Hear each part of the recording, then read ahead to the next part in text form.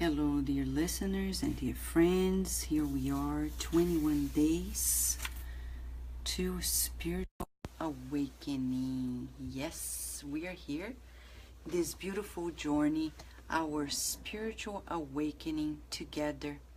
And we are here with you from Kardec Radio, working with you on new understanding about life. The book, Voltei, which is just finished in its translation by a team composed of Carlos Diaz, Shane Martin, and Evelyn Nunes. They put together this beautiful translation that is now under revision, and we're relaying to you each and every chapter. Today we're entering chapter 5. Yes. 21 days to spiritual awakening, because it's the experience of a person named Frederico Figner, who became a spiritist, was truly active in his spiritist practice, and came back through the hands of the medium Chico Xavier to tell us about the details of his discarnation. And the details are true revelations that we have never imagined in our lives. True awakening tips, insights, and of course it's not everything, but it's enough for us to change our lives. Yes, it's very humbling, the experience for him, and for us it's a wake-up call. Kind, friendly. He doesn't come to scare us out. He actually comes to prepare us for the inevitable transition, the inevitable day when we are going to go home and graduate. Hopefully, we will graduate, right? The question is, how are we going to do it? So as you're entering, I'm going to recall with all of you where we've been this far. Okay, so just to give you a feedback for those who are entering today, I'll give you just a quick summary using some slides that were put together by Américo Sucena's team in Brazil, named Projeto Imagem, Image Project. Since the book is not yet in English, it's vital that we share it with you, because there's no time to waste any longer. So we're sharing with you this information that is quite important. So I created a system here that is going to facilitate your way of seeing the slides, okay? And then we'll say hi to the community. So I'll give you time to get in. So here we are, spiritual awakening, okay? Here we are, and at the beginning, we recall that Brother Jacob, right here, in discarnate form, he approached the medium Chico Xavier in a mediumistic meeting in 1948. And Brother Andrade, the spirit mentor of Brother Jacob, was there bridging it up. The Spirit Emmanuel, as you can see here, coordinating the spiritist meeting at the time. So it took him a while to prepare himself for the communication through Chico Xavier. And then later, as he started describing it, he talks about his process of discarnation, when he first observed that he was detaching from the physical body. Spirit friends who are specialists in the process of reincarnation, proceeding with the detachment of several layers of connections between the spiritual body and the physical body. Then later he observes that his daughter is there, the discarnated daughter, Martha, and he observes that he's also having a life review, several different details of events in his life, including when he was he says insignificant passages of his life were being reassessed by his mind, and the emotions were also being processed at the same time. Then here is when we recall the studies we had before in the very chapter when he talks about the cutting of several layers of connection, and he finally sees his physical body pretty much dead and he is alive. He gets confused, there are many emotions, the discarnate friends are helping out, and his daughter is there to assist as well. And then he's very happy to observe that Dr. Bezerra de Menezes, the renowned spirit doctor, the doctor of the poor, who used to be a good friend, is here to rescue him, to help him in this transition, together with brother Andrade right here, and the daughter Martha. So Dr. Bezerra tells him that it's important to spend some time at the beach while, as we can see here, the ultimate connection is yet to be cut. He needs to renew himself and be protected by the thought process of many people who are in the house, and then we get to know the importance of the beautiful and divine setting of the sea and the beach. And in a very briefly passage, he mentions to us that he's in another dimension, and an incarnate woman hastily passes through him with packages. He's surprised that nothing happens. He's undisturbed as much as she's undisturbed. And this is pretty much what happens to us in our daily lives. We go by discarnate entities all the time, and we don't even notice. Now, finally today, we're coming to the very last moments of his physical presence in the world, that life. He's very, very viewing the funeral, and we're gonna get to know more information about that. Exciting, huh? I know. It's very exciting, and it's very important for us to know the details. Chapter 5 today is titled in the book Farewell, and it's very important for us to understand what is on the behind the scenes of a viewing, of a funeral. We need to know, because first, there will be a day we'll be in that position. So again, right? And we need to know how to proceed. And there will be a day other friends, families, and acquaintances will be experiencing the death of their body, and will be invited to the funeral, the viewing. How should we behave? Is there a spiritual etiquette to it? Yes, there is. But before we go through that chapter and the details, because this is a beautiful community we have created with several friends around the world, and making us feel so united and stronger together, we're here to say hi. Hello, Lea Severo. How are you? Great, right? Karen Mark Smith, I also here with us. Thank you, friends, for joining us and checking the app as well. We're also on the app at Kardec Radio, okay? And we have here friend Felipe. How are you, Felipe? And Danny, our dear Danny. Thank you so much, Danny. You have done beautiful works at Kardec Radio, and it's good to have you on board. Thank you. Andrea Torres, how are you? I've got your message, and there's so much for us to experience in these study sessions, right, Andrea? It just brings the solidification of our understanding of life. Claudinha, how are you, Claudinha?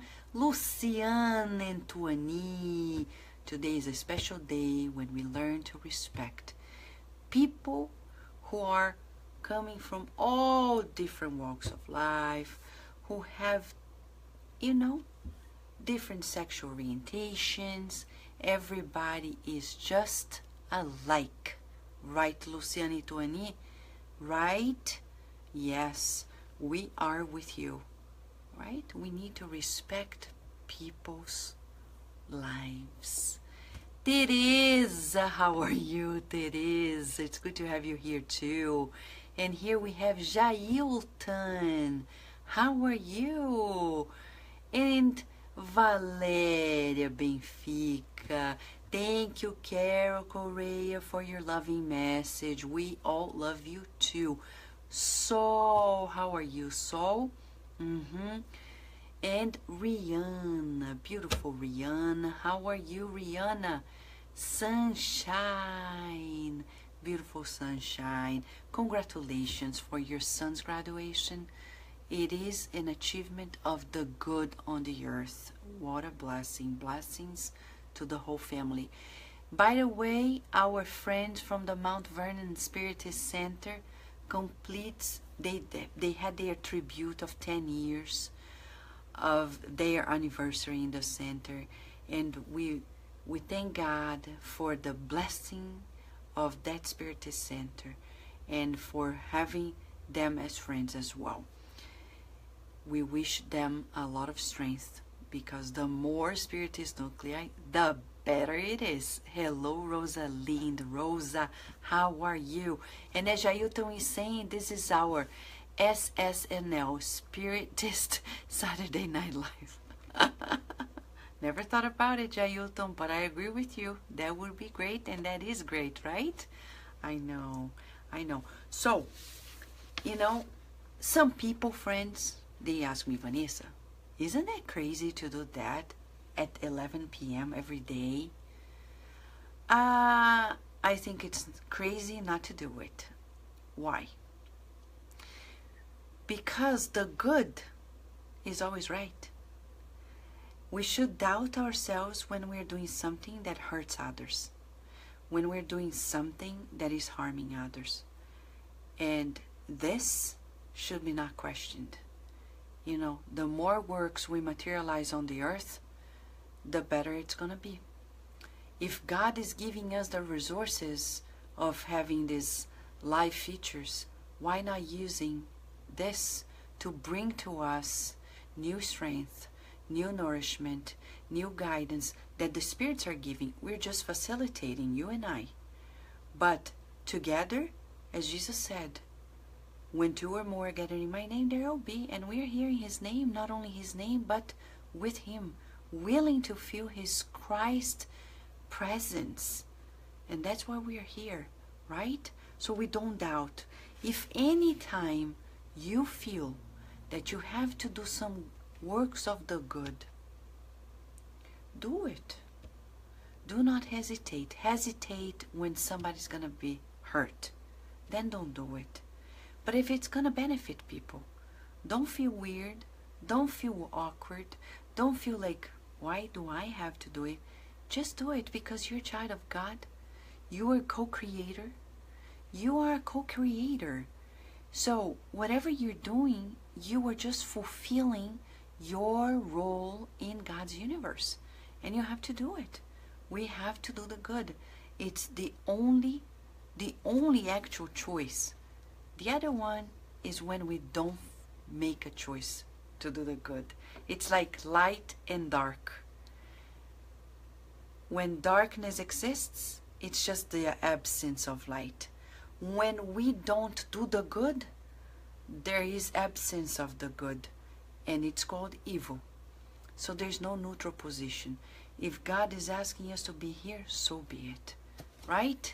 Yes, I love being here too with all of you. Okay, Teresa Castro is kindly reminding us of one of the exercises we were proposed by Mentor Joseph. The mental cleansing. She did that in her garden, and like my imperfections, the weeds don't disappear, but I keep them from taking over the flower. I love it. Teresa Castro, thank you for the beautiful sharing and for the reminder. Are you ready? 1, 2, 3, go. Farewell.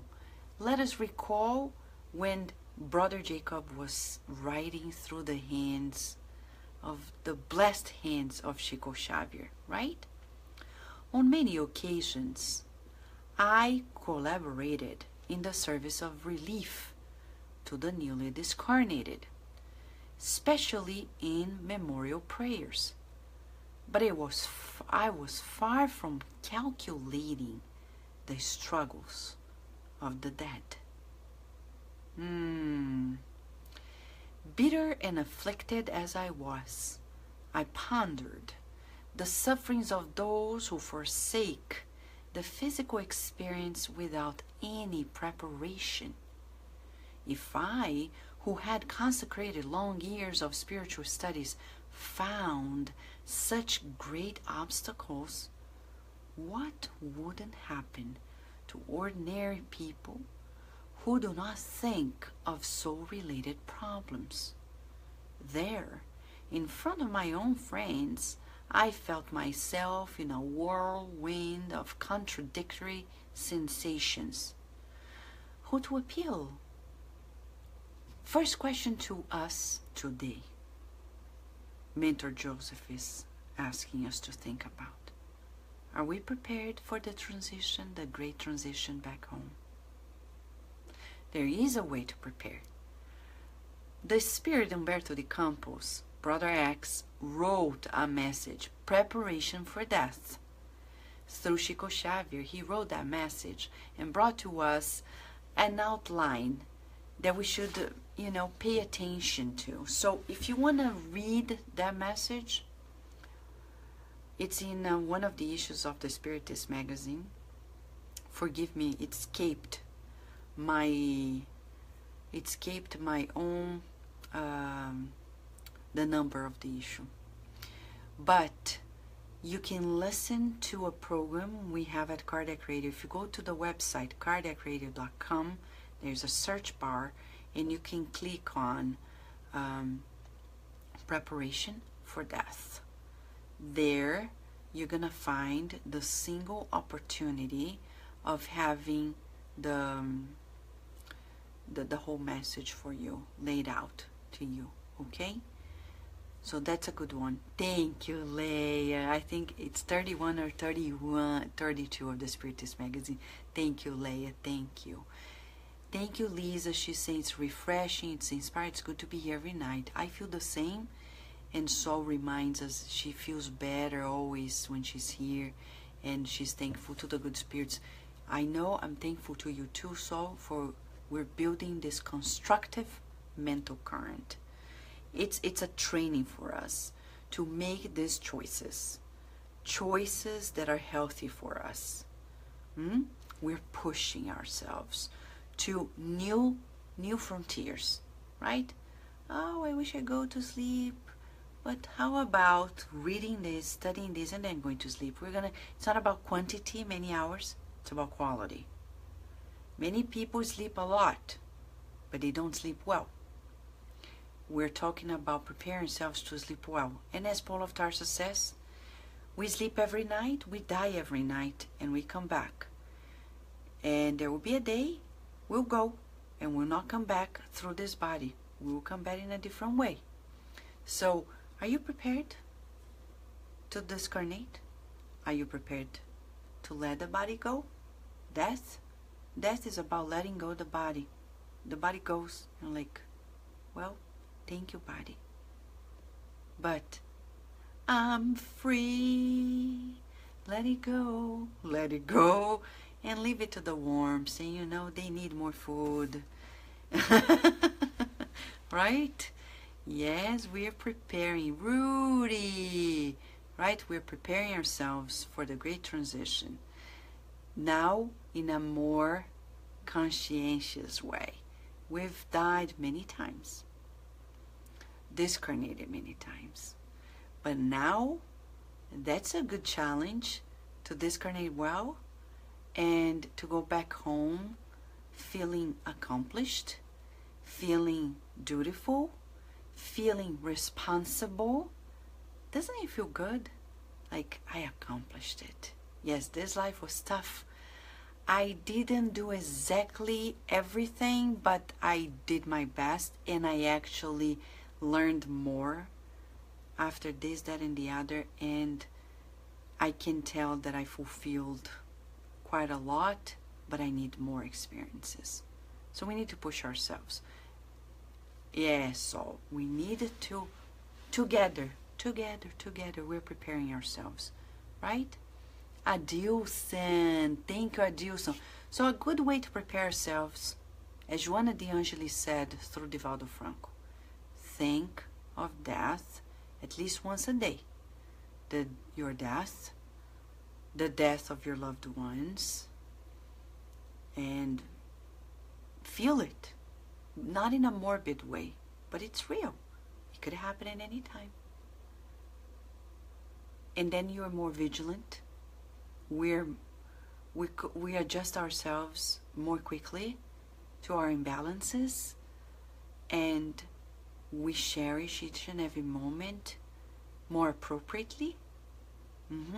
Our mindfulness is the mindfulness of a spirit who is reincarnated, right? So that's how it is. Look at your loved ones and say, you know, I could leave my home right now and never come back physically. Am I ready for this? Do I have everything prepared? No. So let's work on it, right? Let's work on it, the inner and the outer, because the objects that you have will influence not only you, but people's lives. Some people tell me, but Vanessa, my clutter is my clutter and nobody else's clutter. And I say, you know, if you're living with somebody else, that clutter is somebody else's. Because the minute you discarnate, it's going to be somebody else's responsibility. And I don't think we have any right to create problems for people. So tell your family, tell your friends, tell the people you live with what you want to do, how you want to dispose of your things. Have that conversation. Oh, but are you going to die now? I don't know. But are you sick? I don't think so, but God knows. I don't know. But we need to talk.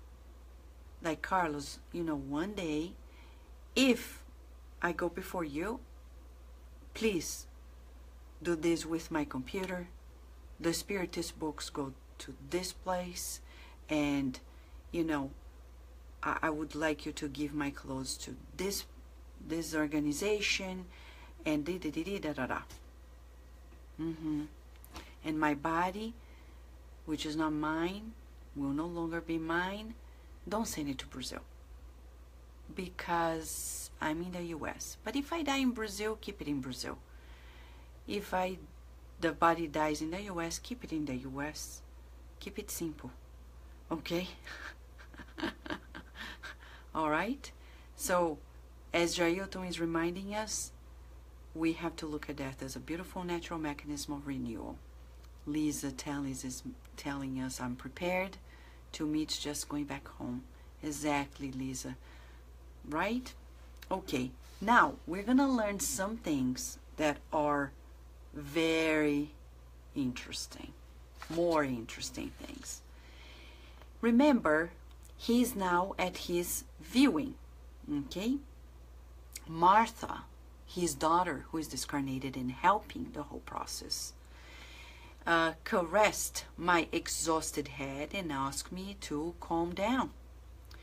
She clarified that the difficulties were just, and many people, she says, many people take their leave of the physical world without obstacles and without unpleasant incidents, but countless souls sleep very long, and others perceive nothing, and they are just like children who are unconscious about what is happening around. Kardec, in the book Heaven and Hell, chapter 1, part 2, talks about the passage and how it varies from person to person. Okay? But with me, the situation changed, he says. I had trained my mind to face the great transition.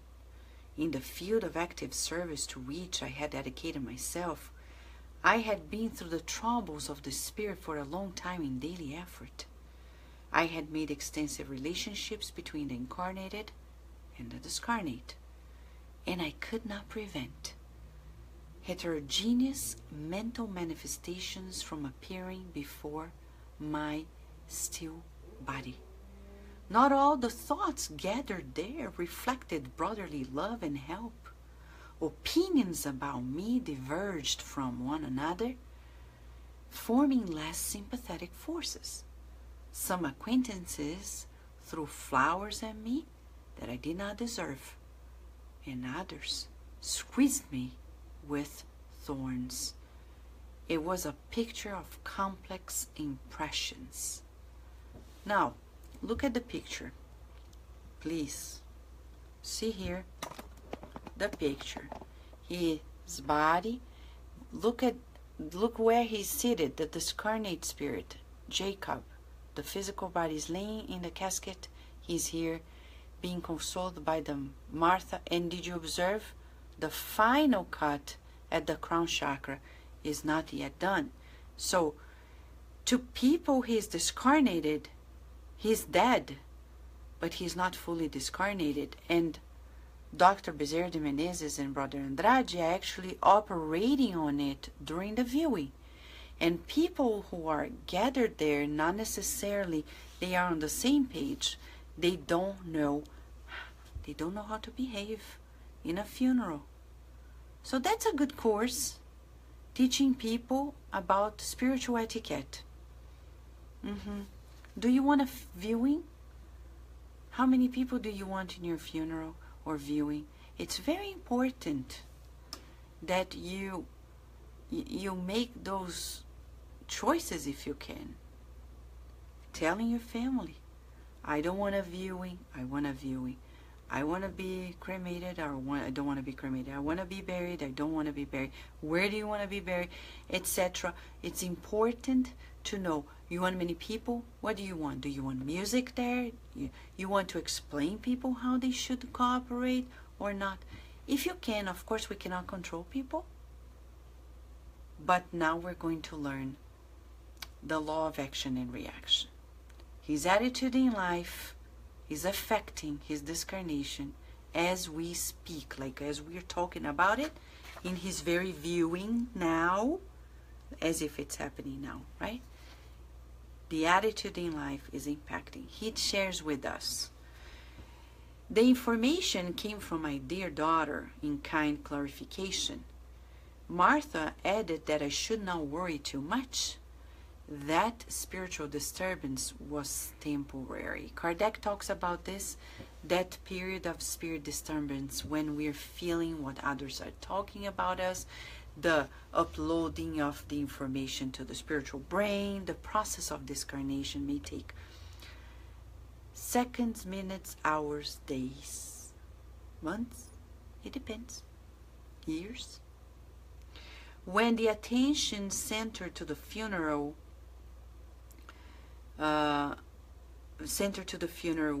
were dispersed, I would breathe easily, unsettled. I registered the explanations, meditating on the teaching I received. The real life for me now was that of the spirit, which restarted with the distinction of the physical carcass. I wished I could have materialized before everyone, begging for the alms of sincere prayer. It's as if people are telling things to you like, you're this, you're that, you're the other, and you're like, oh, can you just pray for me, please? He's gonna add, how I sighed for the granting of an opportunity to apologize for my weaknesses. If my friends there present forgot my human mistakes and helped me with prayer, naturally the balance would benefit me immediately. Vigorous resources would sustain the heart. But it was late to teach charitable and forgiving attitudes. Remember, in this book, Ceifa de Luz, there is a message titled, Emmanuel describes. It's not in English, but this message is in English. It's titled, okay, hold on. Spiritual immunization. Spiritual immunization. Okay? And it says to us something that I confess to you I'm learning because it's new. We should teach our children about this for their own benefit. Because as Jesus said, more often than not, we do things out of ignorance. For myself, I can tell how many times out of impulsivity, out of unawareness, lack of mindfulness, lack of charity, I responded to people's questions in a rough way, or I didn't pay attention to their needs, and I may have hurt them. And I wish I could tell them today, to each and every one, I'm so sorry. I didn't know I was doing. And give me an opportunity to make amends. And still give me an opportunity to learn more, because I still don't know. We're learning. And I forgive others as well, for often we don't know what we're doing. Right? As Jesus said, we're more fragile than evil. It's in the book Good News. We're more fragile than evil. People are more fragile than evil. Right? So it's very important for us to have this awareness. So is reminding us that she told her family that when she dies, she just wants them to pray for me. That's good. And Annie Mercy is here with us. Andrea Torres mentioned that she told her kids to not cry when I go, but to go to the university and be something in life. This is all I want. Give everything was mine. Exactly. Music, sweeties, jasmine, perfume, flowers. Exactly. It's important to give people details so they don't struggle with the details of our own funeral, viewing, dispose of our things. Alau Junior, how are you, my friend? Welcome, welcome. Now, look at this. Immunization. Spiritual immunization mainly reminds us of the importance of not creating animals by our culture of intolerance. Because then people start sending those negative thoughts, and it's hard. Not only in our death, but in our lives, right? I thought of those who had gone before me, says Brother Jacob, experiencing the afflictions that assailed me, and I was comforted. He says, you know, one day, those who judge me are going to die as well. Yeah, I tell you, Brother Jacob is funny. He is interesting because he's real, like us. You know, he's not playing games. He's saying, you know, not that he wants to be vindicated. No, I don't think that's the case. But he's just saying what comforted him is to say, you know, I made mistakes. They're judging me.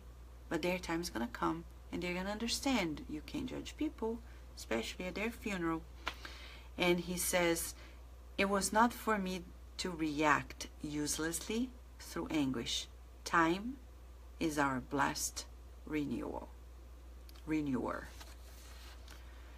You may be asking, is he physically dead or alive? Physically, he's considered to be dead. But he's not yet discarnated. Now he's going to be discarnated. So I'm going to show to you once again the picture and describe what he's going to describe to us. Look at this. There he is, seated, very spiritual body, with his daughter, discarnated. The last connection, which is at the top of the head. Dr. Bezerra de Menezes and Brother Andrade helping in the final discarnation process, and the other incarnate friends, family. So he describes, other few moments flowed in difficulty when an unexpected concussion stirred my being. I felt I had been projected at a great distance. Brother Andrade and Martha, naturally expecting it, they held me tighter. I confess that the shock assailed me with great violence, that I thought the moment of another death had arrived. Before long, however, my heart was composed, my breathing was balanced, and Dr. Bezerra came up smiling to inquire whether the detachment had occurred normally. The three of them hugged me in satisfaction.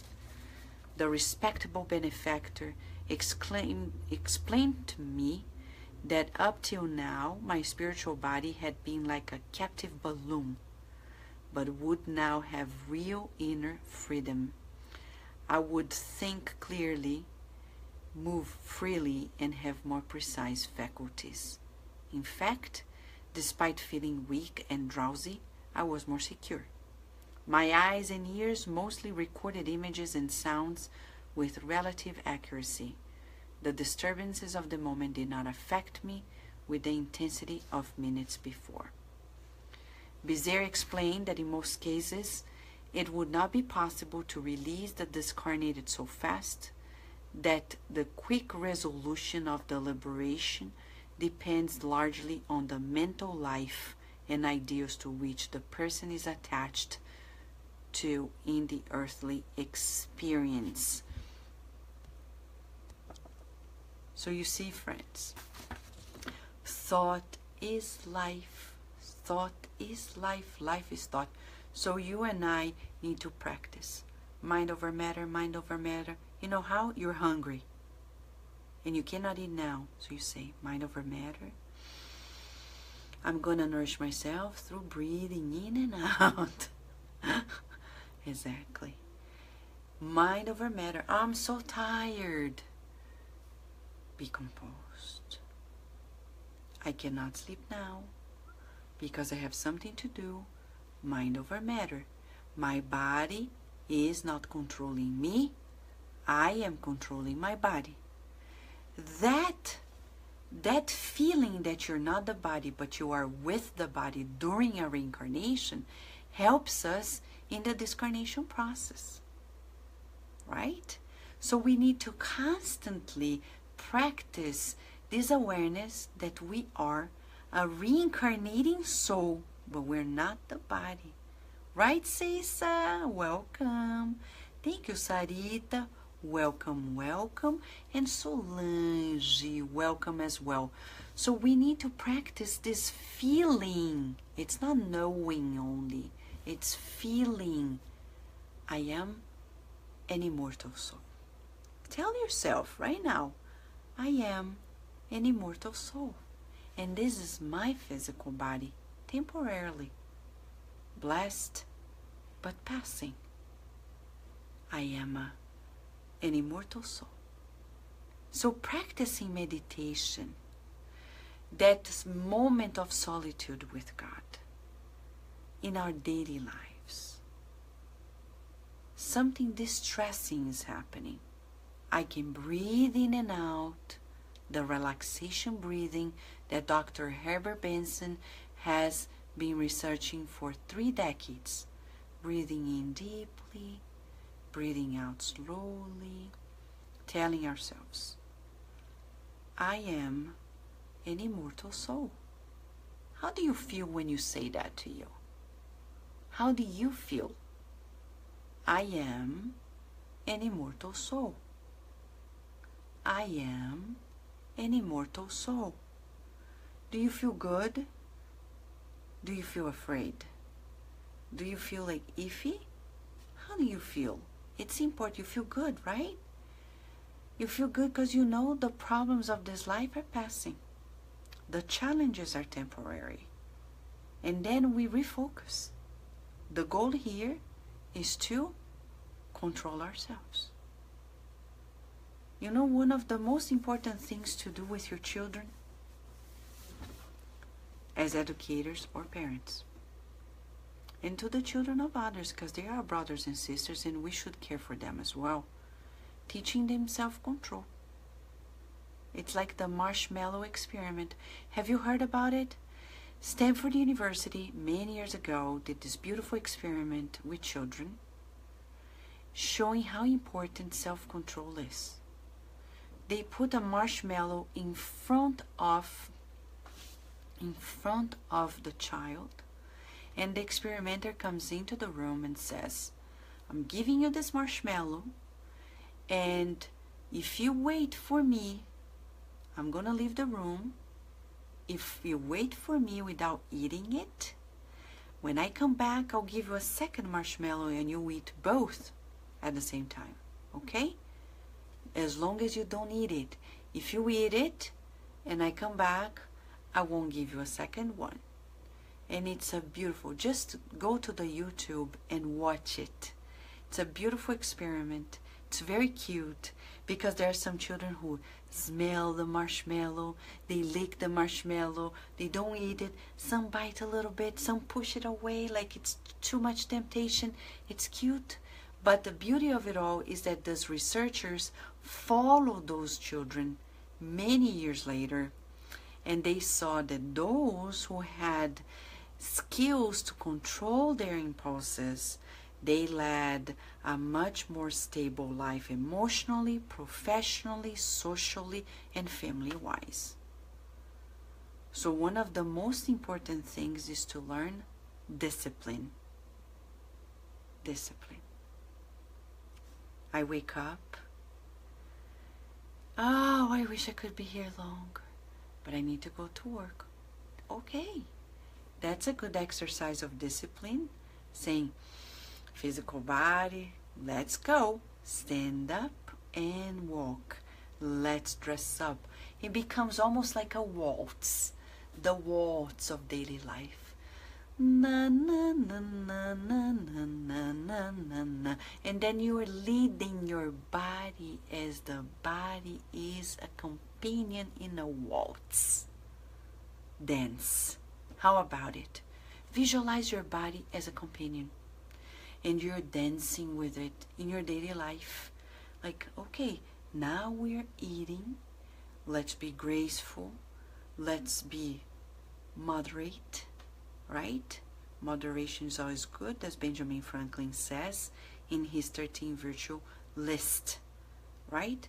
And we're like, shoo, shoo, practicing this beautiful proposal of self-control, self-discipline, and becoming a better commander-in-chief of the zillions of selves that are responding to our commands in a daily life. Sometimes we look at presidents of nations around the world, and we may be shocked that they are not caring enough to the body of people. But the question to us is, are we caring to the country of the inhabitants of our physical selves? Are we giving them what they need? Quality of rest. It's not quantity, it's quality. Preparing ourselves to go to sleep. Are we giving them proper nourishment? Are we giving them the proper exercise to function well? Because in the mitochondria of your cell, where the breathing of the cell happens, when we do exercise, it stimulates the production of ectoplasm through the mitochondria, and we feel more vital. So it's worthwhile to walk more, to dance more, to jump more, to skip more, to hop a little more, etc. Right? So it's very important for us to be mindful of the proposal of being a good commander-in-chief of the physical cells of our body. Okay? Right, Leia. So Leia kindly brought the reference for us. Training for Death from Brother X through Chico Xavier, Spiritist Magazine number 22. Thank you. Just go to thespiritistmagazine.com. There's there the file, the PDF. You can order the magazine, or you can go to the app, The Spiritist Magazine. Now, back here. Let's go back. Dr. Bezerra is saying to him that his senses would change. And he says, oh yeah, I felt that death of the body was a miraculous, rejuvenating bath. Ooh, no, don't wish to be dead, just to be rejuvenated. Isn't that interesting, right? People want to be rejuvenated, but the true rejuvenation happens in spirit. He said, I felt cheerful, strong, happy, reassessing my possibilities of analyzing accurately. I began to reflect on material problems. And then when he started thinking about the material problems, he felt weak again. And then Dr. Bezerra says, you know that now more than ever, you need to focus on the power of thought. Focus on elevated thoughts. Elevated thoughts. How easy is it for you, my friends, to focus on positive thoughts in our daily lives? Is it easy or is it hard? We need to practice. Right, Karina? Welcome. Now, final parts of this chapter, he talks about something quite peculiar. He felt readjusted, and he started observing people, and what they were talking about didn't disturb him as much. But he saw that the number of discarnated were great in his viewing. And he observed that there were less sympathetic entities that were very close to them. And who are they? You want to see? This is the picture. Brother Jacob observed some entities that were talking about him. They were saying, these entities here, the bureau belongs to the old Jacob, who was the spirit counselor for a long time.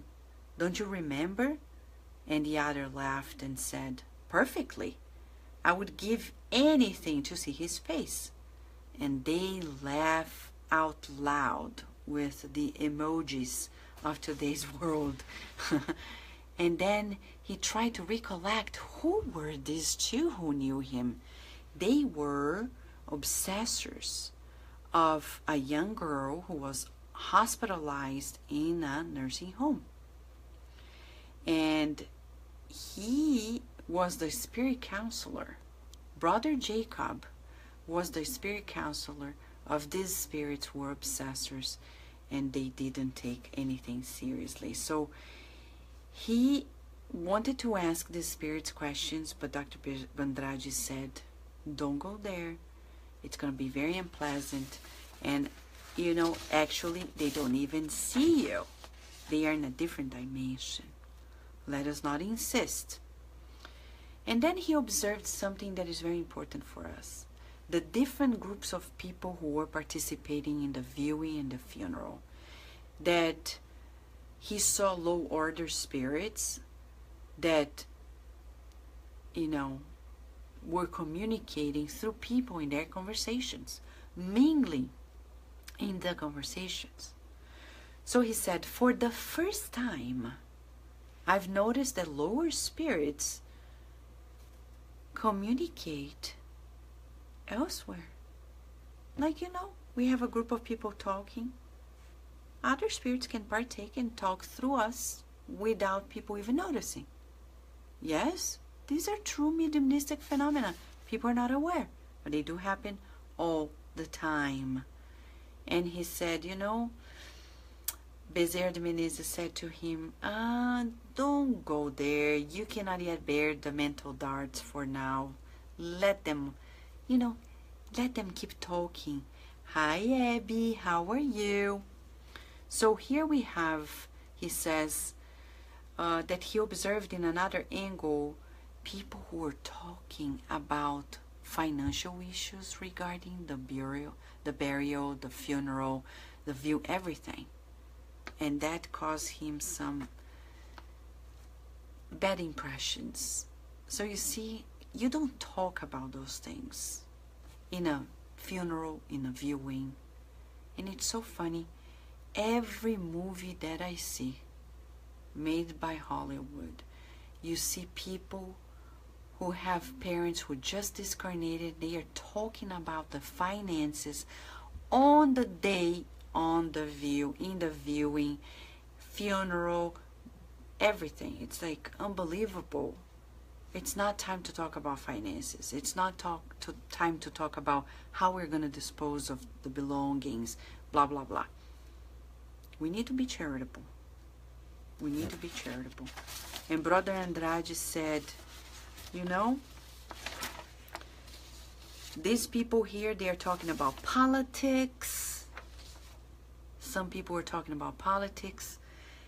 You know, people start talking about all sorts of things. So we really need to spread out that there is a spiritual etiquette when people die. Like today, the actor who played Batman discarnated. Have you ever watched one of his movies? So, you're part of his life. Pray for him. Thank him for when you were younger, you watched his movies. And he played with your imagination. He made you feel oftentimes like a superhero. So thank you wherever you are. And may you be blessed in your transition. We are connected with you when we hope that you suffer nothing in your transition, because nobody deserves to suffer, right? You impressed, Sarita, with the teachings of Brother Jacob? Me too. It's amazing. Right, Marcia? It's really wonderful. Thank you, Marcia. Thank you. Now, look at this. People talking about politics. Are you kidding me? What would you like people to talk about in your very viewing and funeral? About what? Good things. So we need to practice with others. He says he drew back. He was hugged by Dr. Bezerra de Menezes, who told him, be patient, Brother Jacob. Be patient. I was embittered by deep dismay, he says, when not far away, in a certain vehicle, outside, look at this, I'm going to show it to you. He was going outside of the home. Many people were coming in, and he's here. I know you can't see it quite well, but here it is. Okay? And he observes circles, beautiful circles of light coming out.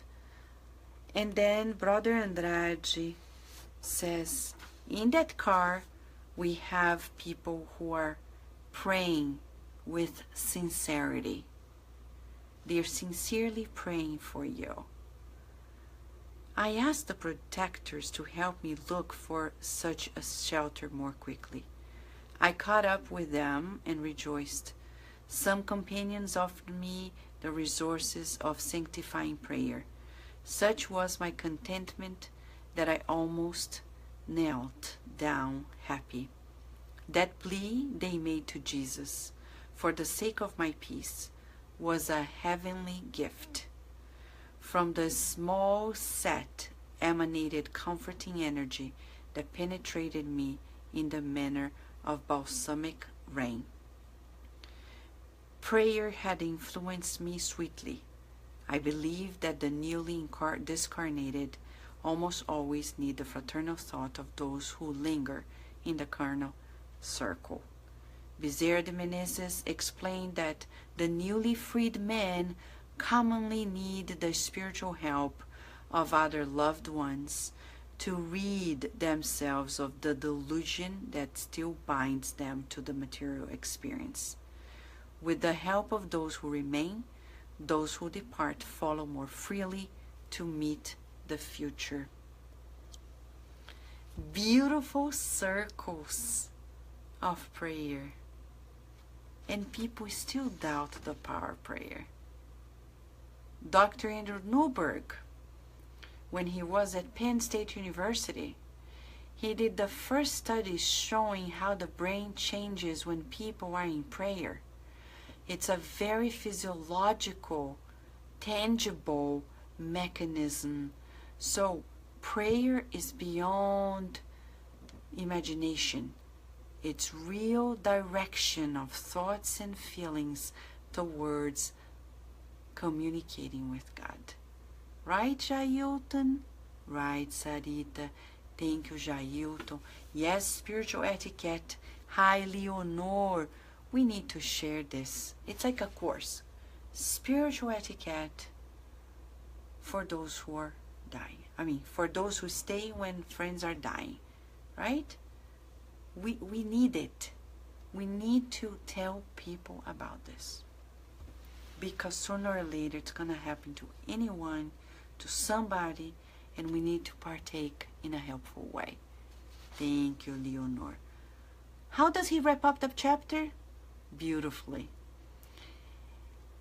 At last, he says, I watched the burial of my weary body, and the solemnity in reference to which I had so often reported unveiled before my look of astonishment.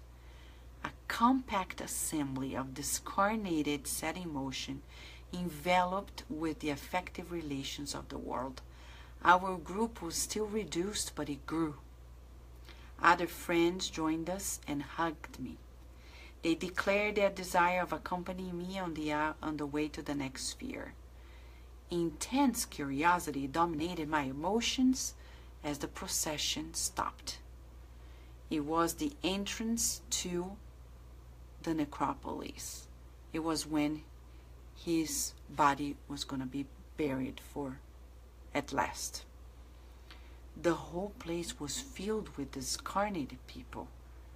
Frankly, I tried to go inside, but Dr. Bezerra, in a fraternal embrace, advised me with compassion, my friend, do not try this lesson now. Let us remember the parable and let the dead take care of the dead. He then asked the new guests to leave us alone until the moment of their final withdrawal. What a compassionate soul, Dr. Bezerra de Menezes. This is seeking the good, friends. Do you know that right now, your guardian angel and others who love you unconditionally, they care for you, they're compassionate towards you, they don't expect you to be perfect, and they're going to be caring for you no matter what. They don't judge.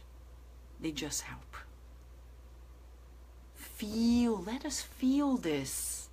The compassion of the illuminated spirits towards us. Don't feel lonely ever again, because you're never alone. No matter what you do, you're always going to be surrounded by those who love you, because you deserve to be loved. And these are not mere words. This is true awareness. You're loved, and you know it. I don't deserve, you do, because God loves you, and you know it. As Joanna de Angelis says in her book, Child of God, you are loved, and you know it. Tell yourself, I am loved. No, don't feel guilty for the wrongdoings. But tell yourself, like you'd like your child to tell herself or himself, a loved one to tell themselves. Put your hand in your heart and say, I love myself. And I know I'm loved. And I am loving. That's seeking the good. Brother Jacob is learning the ultimate lesson of love. He's loved. What can we do?